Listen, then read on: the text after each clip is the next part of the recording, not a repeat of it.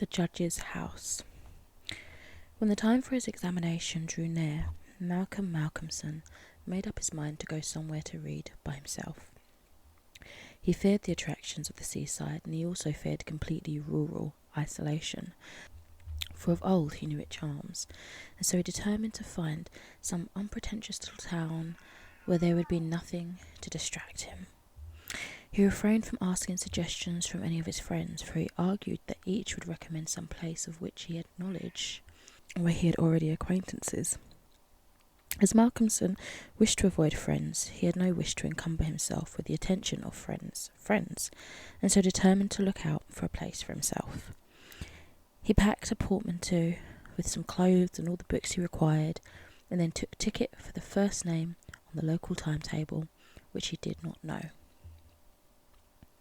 When at the end of 3 hours' journey he alighted at Benchurch, he felt satisfied that he had so far obliterated his tracks as to be sure of having a peaceful opportunity of pursuing his studies. He went straight to the one inn which the sleepy little place contained, and put up for the night. Benchurch was a market town, and once in 3 weeks was crowded to excess, but for the remainder of the 21 days it was as attractive as a desert. Malcolmson looked around the day after his arrival to try to find quarters more isolated than even so quiet an inn as the good traveller afforded. There was only one place which took his fancy, and it certainly satisfied his wildest ideas regarding quiet. In fact, quiet was not the proper word to apply to it. Desolation was the only term conveying any suitable idea of its isolation. It was an old rambling, heavy-built house of the Jacobean style, with heavy gables and windows unusually small and set higher than was customary in such houses, and was surrounded with a high brick wall massively built.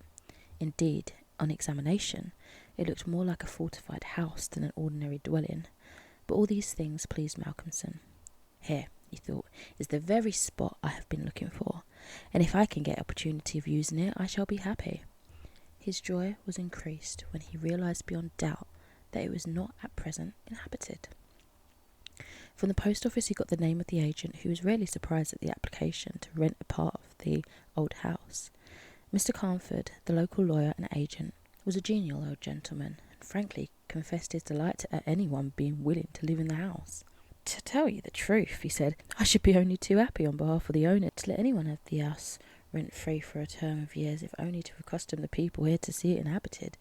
It has been so long empty that some kind of absurd prejudice has grown up about it, and this can be best put down by its occupation. If only," he added with a sly glance at Malcolmson, "by a scholar like yourself, who wants it quiet for a time." Malcolmson thought it needless to ask the agent about the absurd prejudice. He knew he would get more information, if he should require it, on the subject from other quarters.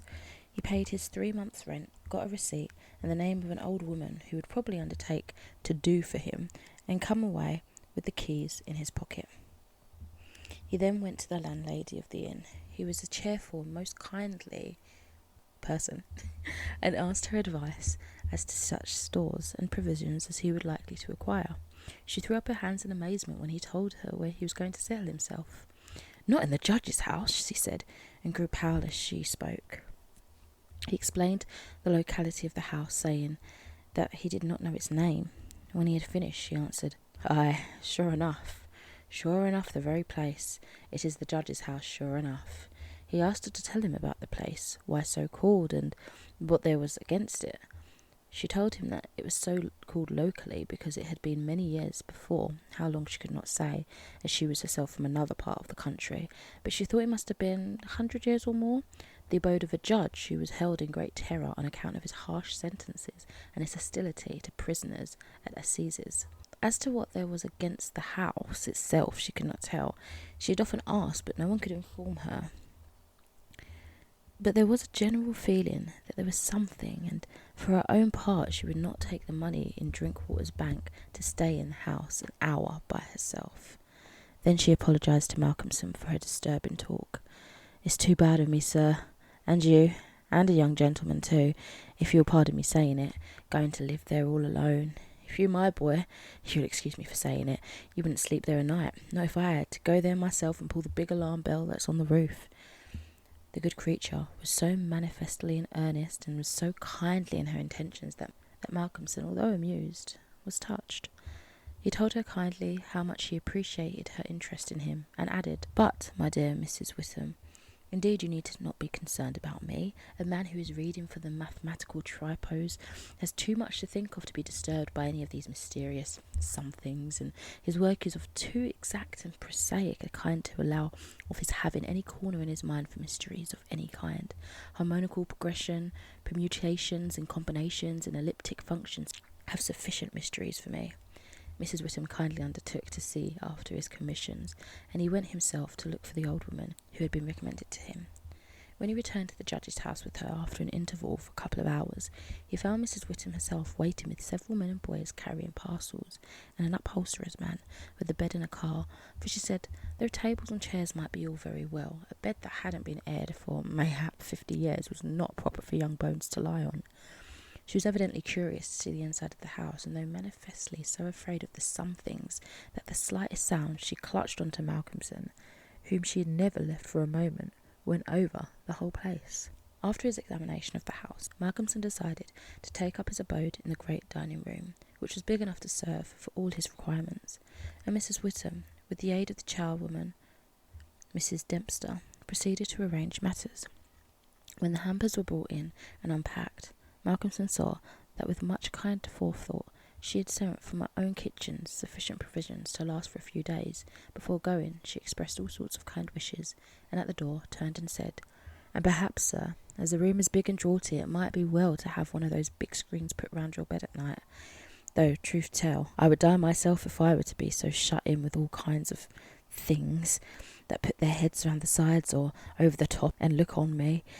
The image which she had called up was too much for her nerves, and she fled incontinently. Mrs. Dempster sniffed in a superior manner as the landlady disappeared, and remarked that for her own part she wasn't afraid of all the bogies in the kingdom. "I'll tell you what it is, sir," she said. "Bogies is all kinds and sorts of things, except bogies. Rats and mice and beetles and creaky doors and loose slates and broken panes and stiff drawer handles that stay out when you pull them and then fall down in the middle of the night. Look at the wainscot of the room. It's old, hundreds of years old. Do you think there's no rats and beetles there? And do you imagine, sir, that you won't see none of them? Rats is bogies, I tell you, and bogies is rats, and you don't get to think anything else." "Mrs. Dempster," said Malcolmson gravely, making her a polite bow, "you know more than a senior wrangler. Let me say that, as a mark of esteem for your indubitable soundness of head and heart, I shall, when I go, give you possession of this house, and let you stay here by yourself for the last 2 months of my tenancy, for 4 weeks will serve my purpose." "Thank you kindly, sir," she answered, "but I can sleep away from home at night. I am in Greenhouse Charity, and if I slept a night away from my rooms, I should lose all I have got to live on. The rules is very strict, and there's too many watching for a vacancy for me to run any risks in the matter. Only for that, sir, I'd gladly come here and attend on you altogether during your stay." "My good woman," said Malcolmson hastily, "I have come here on purpose to obtain solitude, and believe me that I am grateful to the late Greenough for having so organised his admirable charity, whatever it is, that I am perforce denied the opportunity of suffering from such a form of temptation. St. Anthony himself could not be more rigid on the point." The old woman laughed harshly. "Ah, you young gentlemen," she said, "you don't fare for naught, and belike you'll get all the solitude you want here." She set to work with her cleaning, and by nightfall, when Malcolmson returned from his walk, he always had one of his books to study as he walked. He found the room swept and tidied, a fire burning in the old hearth, the lamp lit, and the table spread for supper with Mrs. Witham's excellent fare. "This is comfort indeed," he said, as he rubbed his hands. When he had finished his supper and lifted the tray to the other end of the great oak dining table, he got out his books again, put fresh wood on the fire, trimmed the lamp, and set himself down to a spell of real hard work. He went on without pause till around 11 o'clock, when he knocked off for a bit to fix the fire and lamp and make himself a cup of tea.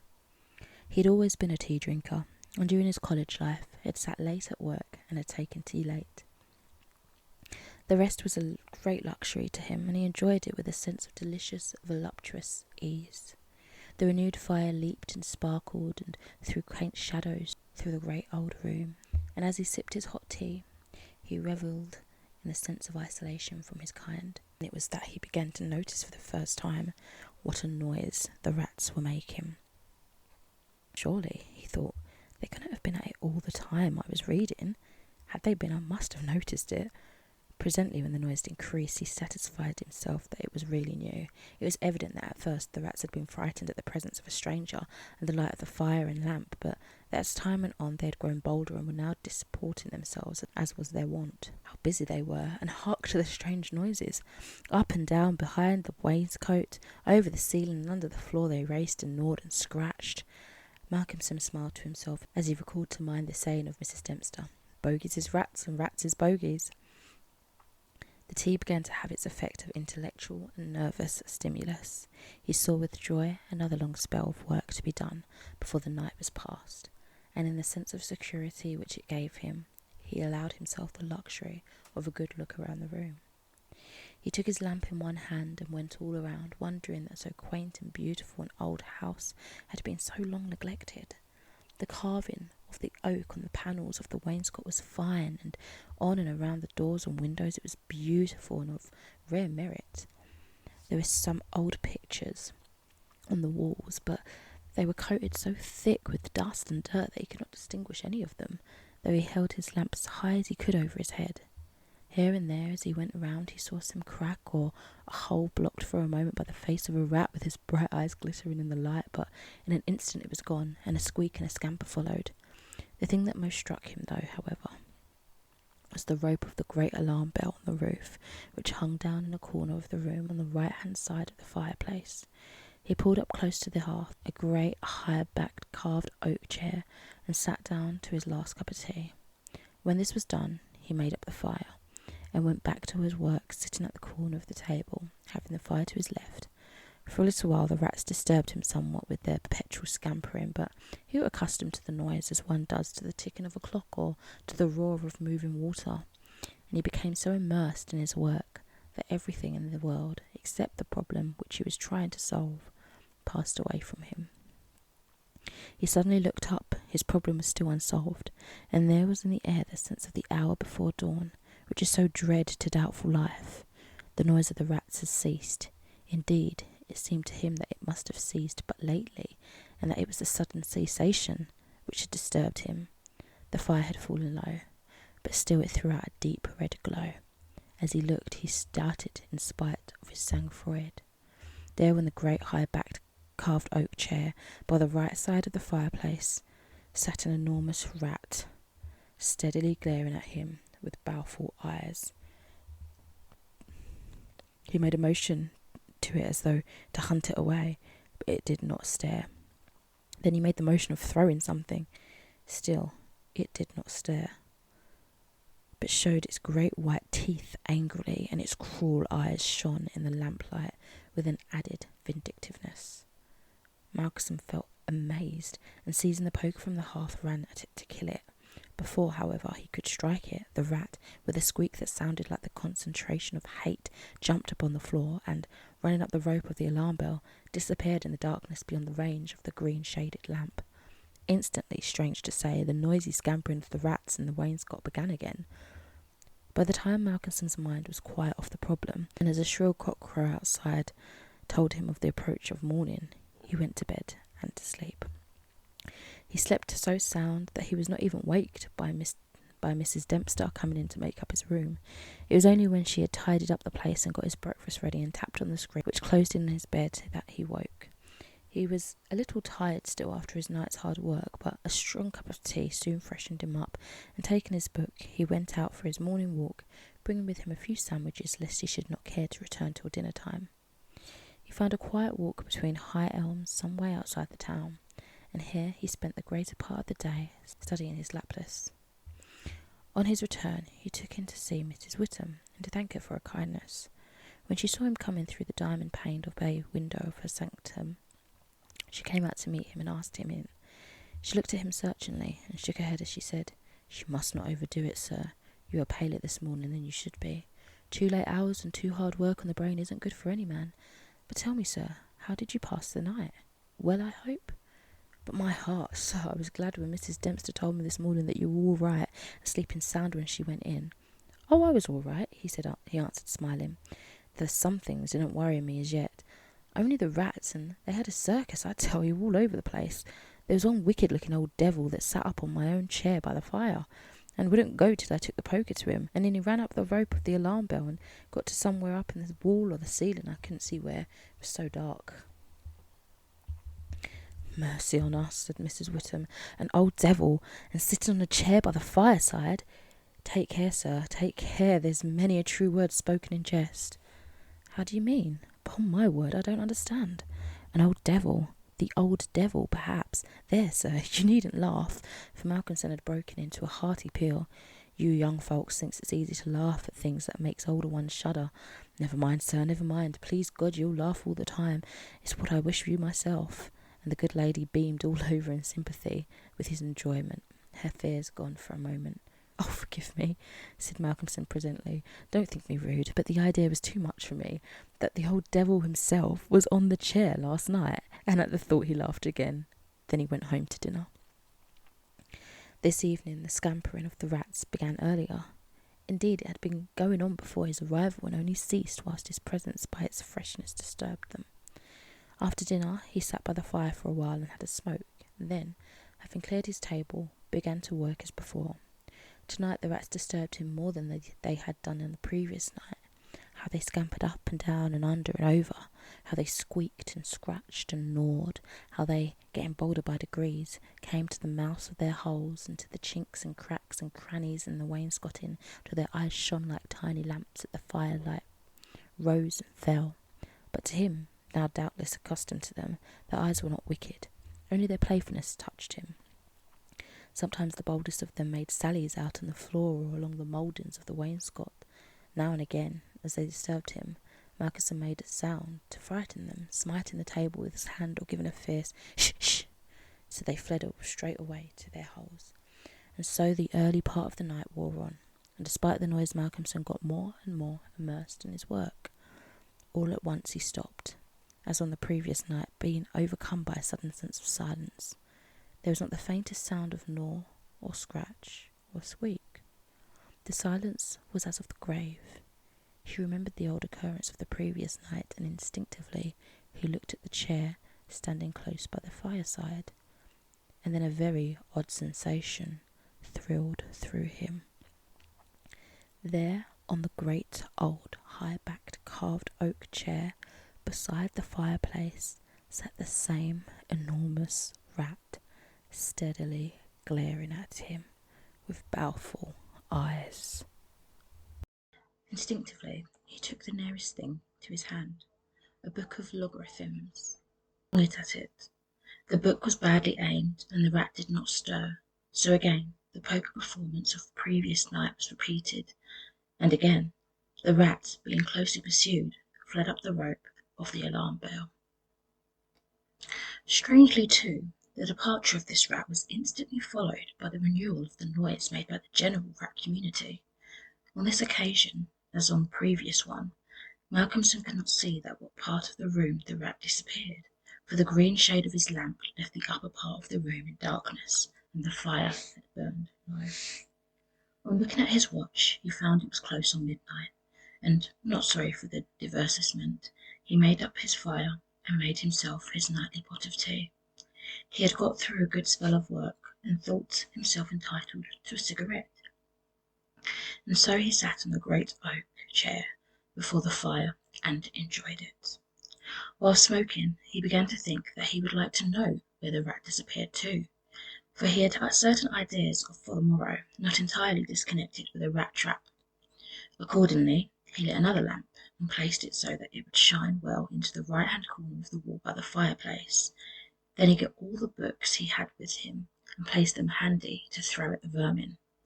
Finally, he lifted the rope of the alarm bell and placed the end of it on the table, fixing the extreme end under the lamp. As he handled it, he could not help noticing how pliable it was, especially for so strong a rope and one not in use. You could hang a man with it, he thought to himself. When his preparations were made, he looked around and said complacently, "There now, my friend, I think we shall learn something for you this time." He began his work again, and though as before somewhat disturbed at first by the noise of the rats, soon lost himself in his propositions and problems. Again, he was called to his immediate surroundings suddenly.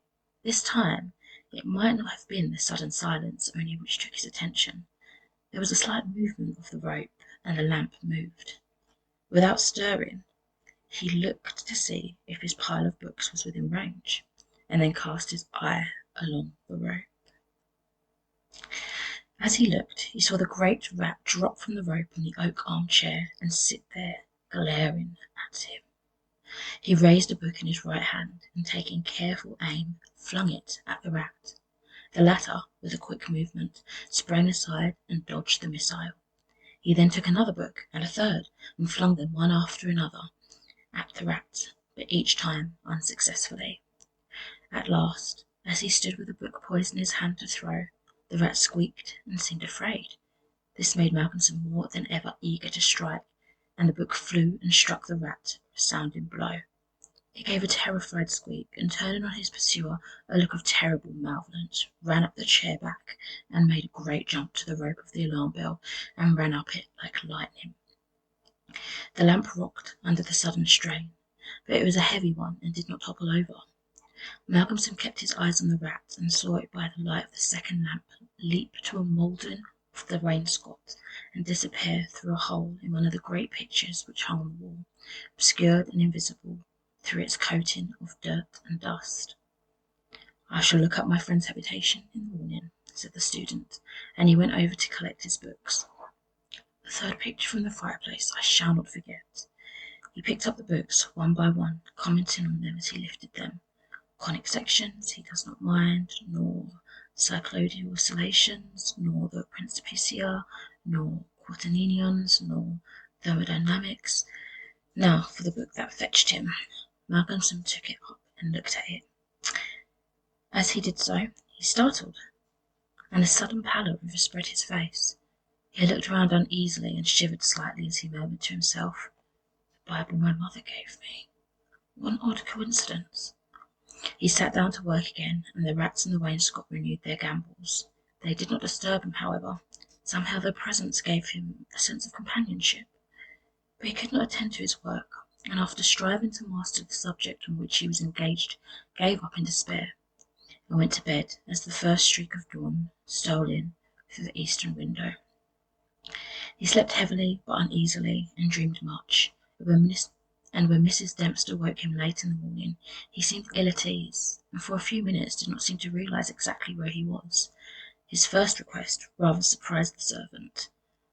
"Mrs. Dempster, when I am out today, I wish you would get the steps and dust or wash those pictures, especially that one, the third from the fireplace. I want to see what they are."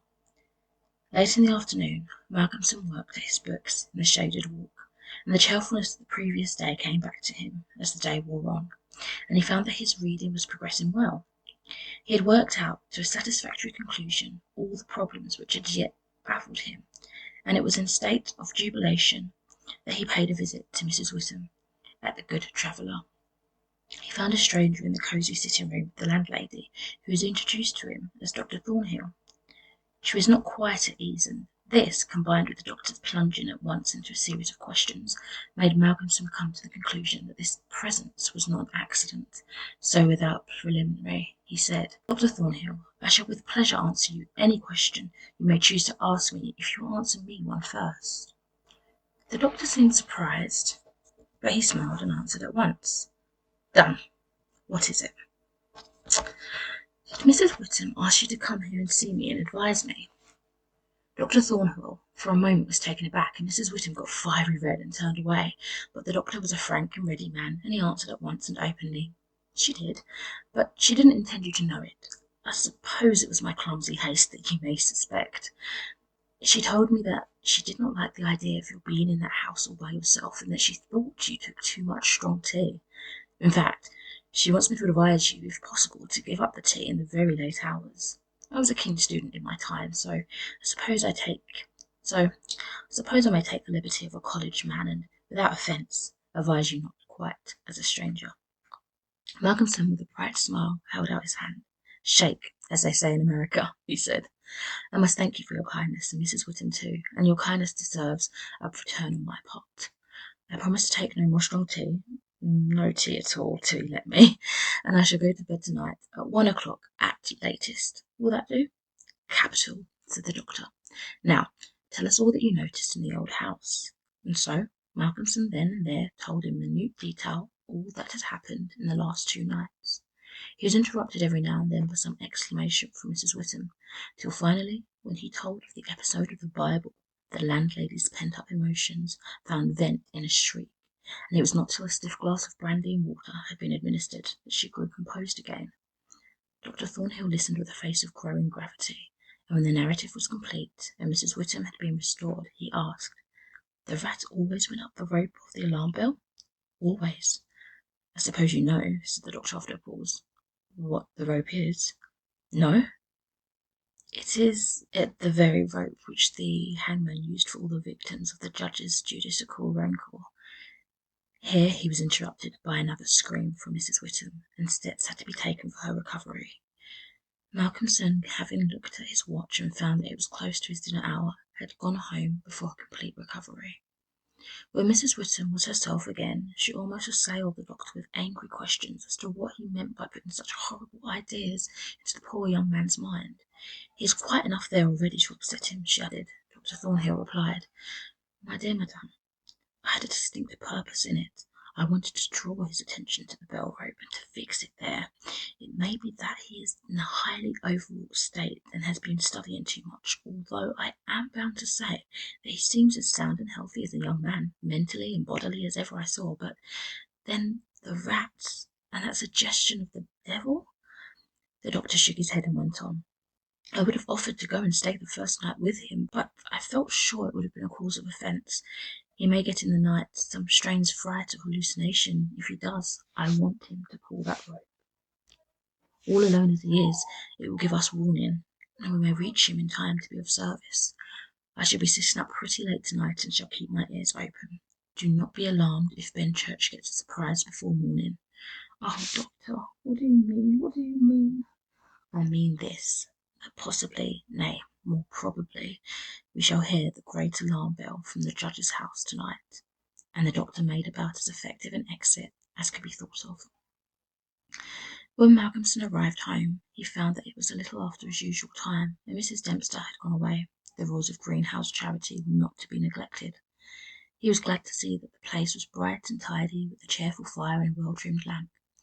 The evening was colder than might have been expected in April, and a heavy wind was blowing with such rapidly increasing strength that there was every promise of a storm during the night. For a few minutes after his entrance the noise of the rats ceased, but so soon as they became accustomed to his presence, they began again. He was glad to hear them, for he felt once more the feeling of companionship in their noise, and his mind ran back to the strange fact that they only ceased to manifest themselves when that other, the great rat with the baleful eyes, came upon the scene. The reading lamp only was lit, and its green shade kept the ceiling and the upper part of the room in darkness, so that the cheerful light from the hearth, spreading over the floor and shining on the white cloth laid over the end of the table, was warm and cheery. Malcolmson sat down at his dinner with a good appetite and a buoyant spirit. After his dinner and a cigarette, he sat steadily down to work, determined not to let anything disturb him, for he remembered his promise to the doctor, and made up his mind to make the best of the time at his disposal. For an hour or so he worked all right, and then his thoughts began to wander from his books. The actual circumstances around him, the calls on his physical attention and his nervous susceptibility, were not to be denied. By this time the wind had become a gale, and the gale a storm. The old house, solid though it was, seemed to shake to its foundations, and the storm roared and raged through its many chimneys and its queer old gables, producing strange, unearthly sounds in the empty rooms and corridors. Even the great alarm bell on the roof must have felt the force of the wind, for the rope rose and fell slightly. As though the bell were moved a little from time to time, the limber rope fell on the oak floor with a hard and hollow sound. As Malcolmson listened to it, he bethought himself of the doctor's words. "It is the rope which the hangman used for the victims of the judge's judicial rancour," and he went over to the corner of the fireplace and took it in his hand to look at it. There seemed a sort of deadly interest in it, and As he stood there, he lost himself for a moment in speculation as to who these victims were, and the grim wish of the judge to have such a ghastly relic ever under his eyes. As he stood there, the swaying of the bell on the roof still lifted the rope now and again, but presently there came a new sensation, a sort of tremor in the rope, as though something was moving along it.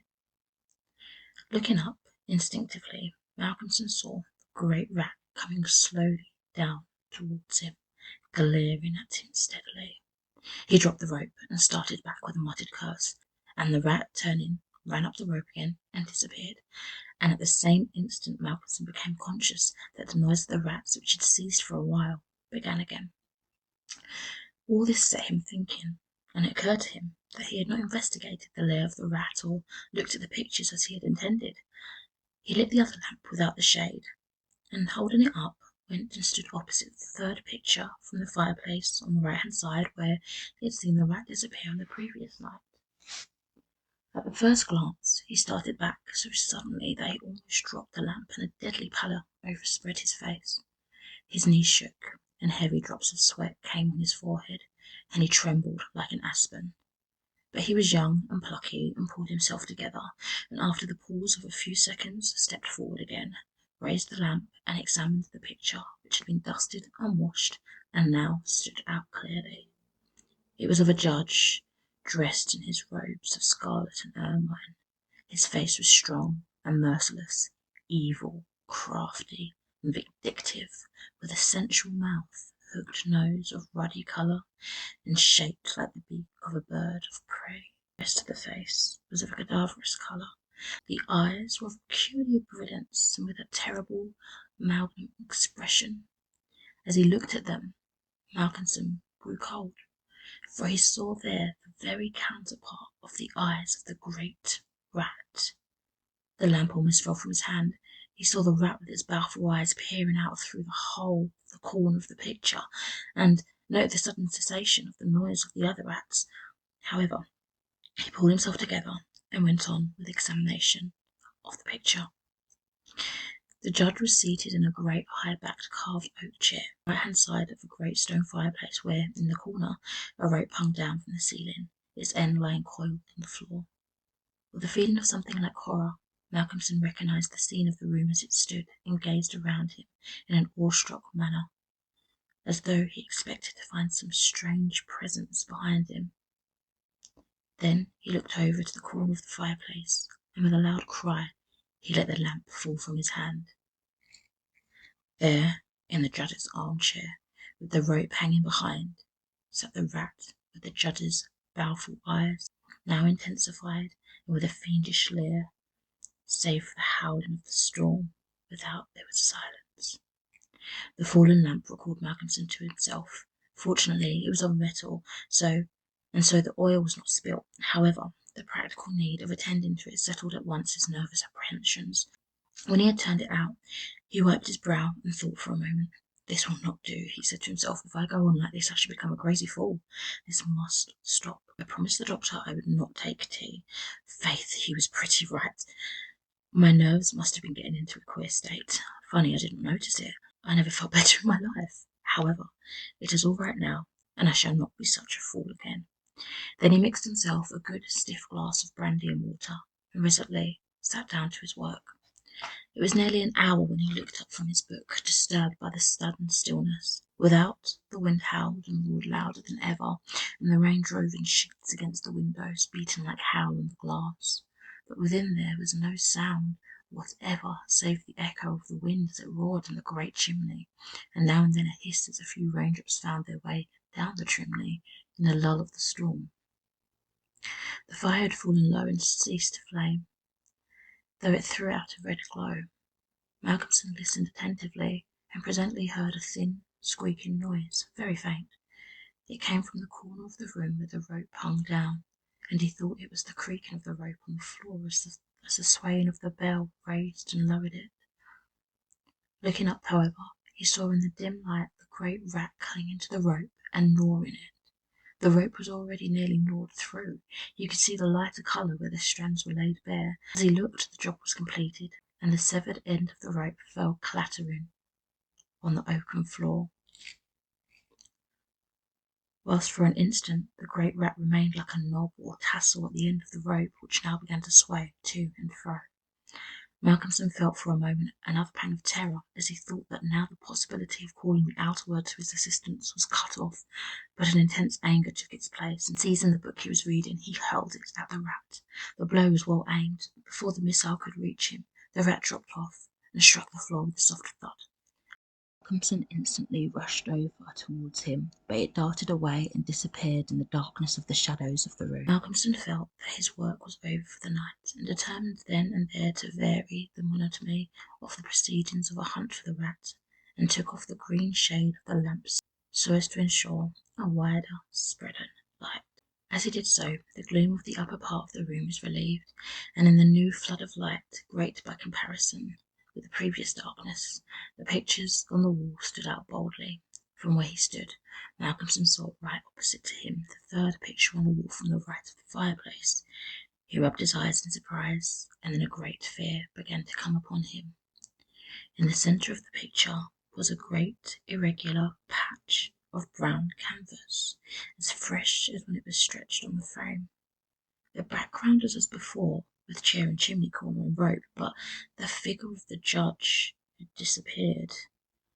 Malcolmson, almost in a chill of horror, turned slowly around, and then he began to shake and tremble like a man in a palsy. His strength seemed to have left him, and he was incapable of action or movement, hardly even of thought. He could only see and hear. There, on the great high-backed carved oak chair, sat the judge in his robes of scarlet and ermine, with his baleful eyes glaring vindictively, and a smile of triumph on the resolute, cruel mouth, as he lifted with his hands a black cap.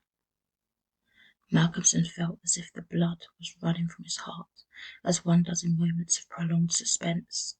There was a singing in his ears. Without, he could hear the roar and howl of the tempest, and through it, swept on the storm, came the striking of midnight with the great chimes in the market-place. He stood for a space of time that seemed to him endless, still as a statue, and with wide-open, horror-struck eyes, breathless. As the clock struck, so the smile of triumph from the judge's face intensified, and at the last stroke of midnight he placed the black cap on his head. Slowly and deliberately the judge rose from his chair and picked up the piece of the rope of the alarm bell which lay on the floor, drew it through his hands as if he enjoyed its touch, and then deliberately began to knot one end of it, fashioning it into a noose. This he tightened and tested with his foot, pulling hard at it till he was satisfied, and then making a running noose of it, which he held in his hands. Then he began to move along the table on the opposite side of Malcolmson, keeping his eyes on him until he had passed him, when, with a quick movement, he stood in front of the door. Malcolmson then began to feel that he was trapped and tried to think of what he should do. There was some fascination in the judge's eyes, which he never took off him, and he had perforce to look at. He saw the judge approach, still keeping between him and the door, and raise the noose and throw it towards him, as if to entangle him. With a great effort, he made a quick movement to one side and saw the rope fall beside him and heard it strike the oaken floor. Again, the judge raised the noose and tried to ensnare him, ever keeping his baleful eyes fixed on him. And each time, by a mighty effort, the student just managed to evade it. So this went on for many times, the judge seeming never discouraged nor discomposed, a failure, but playing as a cat does with a mouse. At last, in despair, which had reached its climax, Malcolmson cast a quick glance round him. The lamp seemed to have blazed up, and there was fairly good light in the room. At the many rat holes and the chinks and crannies of the wainscot, he saw the rat's eyes, and the aspect that was purely physical gave him a gleam of comfort. He looked around and saw that the rope of the great alarm bell was laden with rats, Every inch of it was covered with them, and more were pouring through the small circular hole in the ceiling whence it emerged, so that with their weight the bell was beginning to sway. Hark! It had swayed till the clapper had touched the bell. The sound was but a tiny one, but the bell was only beginning to sway, and it would increase. The sound, the judge, who had been keeping his eyes fixed on Malcolmson, looked up, and a scowl of diabolical anger overspread his face. His eyes fairly glowed like hot coals, and he stamped his foot with a sound that seemed to make the house shake. A dreadful peal of thunder broke overhead as he raised the rope again, whilst the rats kept running up and down the rope as though working against time. This time, instead of throwing it, he drew close to the victim and held open the noose as he approached. As he came closer, there seemed something paralysing in his very presence, and Malcolmson stood rigid as a corpse. He felt the judge's icy fingers touch his throat as he adjusted the rope. The noose tightened. Then the judge, taking the rigid form of the student in his arms, carried him over and placed him standing in the oak chair. And stepping up beside him, put his hand up and caught the end of the swaying rope of the alarm bell. As he raised his hand, the rats fled squeaking and disappeared through the hole in the ceiling. Taking the end of the noose, which was round Malcolmson's neck, he tied it to the hanging bell rope, and then descending, pulled away the chair. When the alarm bell of the judge's house began to sound, a crowd soon assembled. Lights and torches of various kinds appeared, and soon a silent crowd was hurrying to the spot. They knocked loudly at the door, but there was no reply. Then they burst in the door and poured into the great dining room, the doctor at the head. There at the end of the rope of the great alarm bell hung the body of the student, and on the face of the judge in the picture was a malignant smile. End chapter.